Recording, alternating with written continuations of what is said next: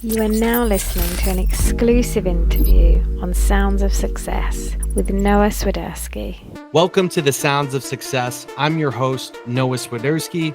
Today, we have an inspiring guest who has dedicated her life to sharing profound teachings and insights. Please welcome Debra King, an author and a beacon of light for many with a unique perspective shaped by her experiences and divine gifts. Debra is here to guide us through the challenges of our journeys. Get ready to be inspired. Welcome to the show, Debra. Thanks for having me. My pleasure. What was the pivotal moment when you realized you had a message to share with the world? I think it was probably when I joined the altar, which was a group of about 30 people that were all very gifted also. And because I was the only English-speaking person, everyone else spoke Spanish, I had to record a translator in the room when the medium would receive the messengers. So consequently, I have not only the writings that have all been written, but I have the recordings, and I have to get it out there somehow. Absolutely. And what are some of the key teachings you received you believe are most important for people today? I think all of the messages we receive are inspiring to love humanity, to be a light worker. I believe that many people are here for that purpose.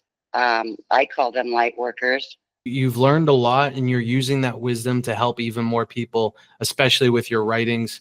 How do you navigate some of the challenges and the doubts that arise on your journey as a light worker? I honestly don't have too many doubts. When I was about 7, I experienced 2 angels, sister angels. They were little girls, and they would answer any question I had about anything. And it was never that I didn't understand or that they didn't explain it well enough. It was just always, okay. Yeah.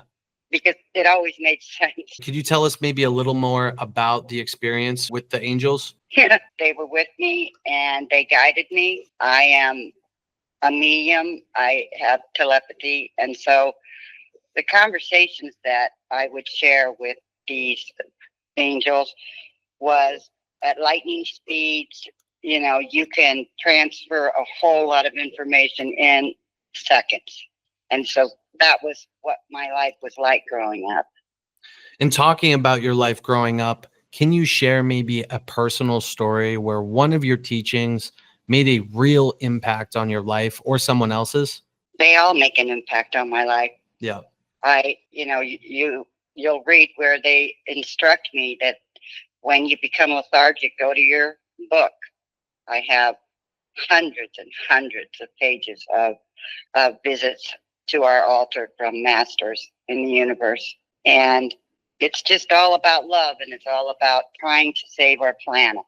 Because as I write to the people on LinkedIn, when it comes to a battle between the planet and us, we're going to lose every time. We have to save the planet or we lose, because they're not going to give up their planet for those of us who have failed to excel, to learn, because you only get so many chances. It's a whole lot of reincarnations, a whole lot, but there is a limit. In your opinion, what role does community play in supporting individuals on their spiritual journeys? So encouragement and just sharing stories of their journeys. There's some amazing light workers out there right now. Many of them are on LinkedIn. And I truly enjoy their communicating with me, their comments, their inspiration. And I try to do that with others as well, to encourage them to do good, to give love, to, be in your communities. I want to tell you one story about the sister angels. Please. When I was in elementary school, I believe it was the 4th grade, I was sitting in class, and we were supposed to be doing presentations about a book that we had read. Well, I pretended to read Old Yeller, but I wasn't prepared at all. But in that moment, there they were, my sister angels, at the open window of the classroom. And I mean, I could literally see them flying there, floating, right? And I didn't turn to look at them. I was like, no, I'm not going. I want to stay here and learn. I don't want to be stupid. I want to be smart like the rest of the kids in my class. And I felt like they were taking me out, and that's why I wasn't doing very well in school. But I did agree to go. And I don't regret it now at all. Good. That's great. And how do you encourage others to reconnect with their own inner light during difficult times? Pray. The biggest gift we've been given is the power of prayer. And I remind people of this statement all the time: ask and you will receive. But you have to ask, because the universe has a lot of rules, and none of them are allowed to interfere in our lives in any way if we don't ask for them to help us. So it's a really important thing to remember. If you're struggling and you need God's help, ask Him. That's so important. And I really do believe more people need to hear that and start practicing it themselves. How has social media influenced your ability to connect with others and share your own message? It's been interesting. While I have, I don't know, close to 3,000 followers, I've been on LinkedIn for about 6 years. And while many people read my work, very few stick their neck out to say something to me.